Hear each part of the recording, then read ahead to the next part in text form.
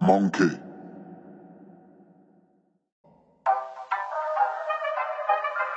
Salut à tous et à toutes les amis, j'espère que vous allez tous très bien. On se retrouve pour une nouvelle vidéo Mercato. Dans cette vidéo, on va parler de l'actualité de l'OM de ces derniers jours, pas mal enflammée comme d'habitude. Et on va sans plus tarder commencer par une info qui devrait être très vite officielle. Elle concerne le nouveau deuxième gardien de l'OM, le remplaçant de Mandanda, donc je parle de Ruben Blanco. Selon Relevo Deportes, tout est bouclé pour sa signature. Son agent s'est rendu à Marseille dernièrement afin de terminer le travail. L'officialisation serait plutôt proche. On parle d'un prêt avec option d'achat. Perso, je connais pas trop le joueur, à voir ce que ça donnera. On va ensuite continuer dans cette logique d'officialisation qui pourrait intervenir. C'est pas aussi certain que Blanco, mais ça pourrait le faire. Je parle de Jonathan Klaus. Tout d'abord, dans la matinée, la province nous avait indiqué que l'OM n'allait pas atteindre les demandes du RC Lens, donc ne mettrait pas plus de 10 millions d'euros afin de se racheter les services du joueur. Un journaliste disait lui-même au micro du média qu'il y avait des dizaines de pistons droits sur le marché et que donc l'OM pouvait se passer de l'international français.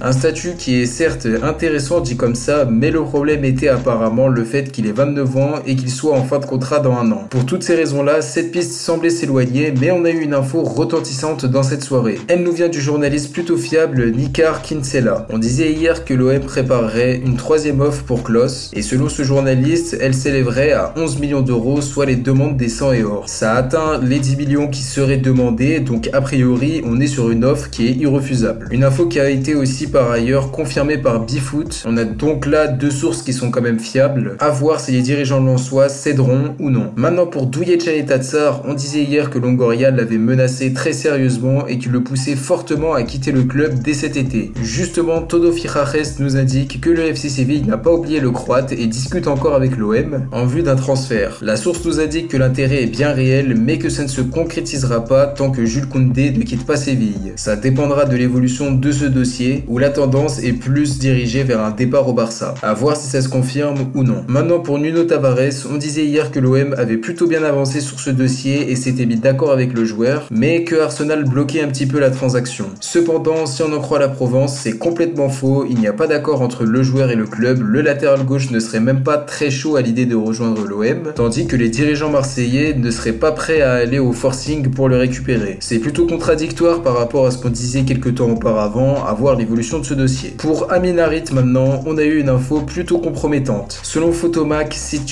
que l'OM ne serait pas le seul club chaud à l'idée de signer le Marocain puisque Galatasaray serait rentré dans la danse et aurait même formulé une offre de 5 millions d'euros à Schalke mais qui aurait été ensuite très vite refusée puisque c'est quand même loin des 10 millions demandés par le club allemand. Toujours selon la même source, les dirigeants turcs pourraient passer à l'offensive afin de convaincre le joueur de rejoindre Galatasaray. Pour l'instant on en est loin. Harit n'aurait que l'OM en tête mais Longoria va sûrement devoir s'activer puisque le temps presse. À voir l'évolution de ce dossier où ça traîne. On va parler maintenant un petit peu de Gerson qui a vu son nom cité dans la presse et c'est plus précisément Coparena qui nous explique que certains clubs anglais et espagnols seraient venus en renseignement pour le milieu brésilien. L'OM ne serait pas du tout vendeur tandis que du côté du joueur on n'est pas chaud à l'idée de quitter le club comme l'a indiqué le propre père de Gerson quelques mois auparavant. Sauf offre exceptionnelle, je ne pense pas qu'on aura un départ du joueur au plus grand bonheur des Marseillais. Dernière info de cette vidéo, c'est une nouvelle piste qui mène à une véritable icône, Luis Suarez. Vous l'aurez bien entendu, le buteur de 34 ans intéresserait Pablo Longoria qui aurait établi des contacts selon le quotidien du sport. Cette info est tombée aujourd'hui et selon cette source, malgré le fait que l'option privilégiée du joueur soit la MLS, il pourrait accepter de rejoindre l'OM. La raison serait toute simple, ce serait parce que c'est moins galère au niveau de l'organisation des compétitions en Europe par rapport aux États-Unis. En gros, pour la faire court, la saison aux États-Unis peut se terminer fin octobre, donc un mois avant la Coupe du Monde. Et c'est justement ça qui gênerait le joueur, l'OM pourrait lui proposer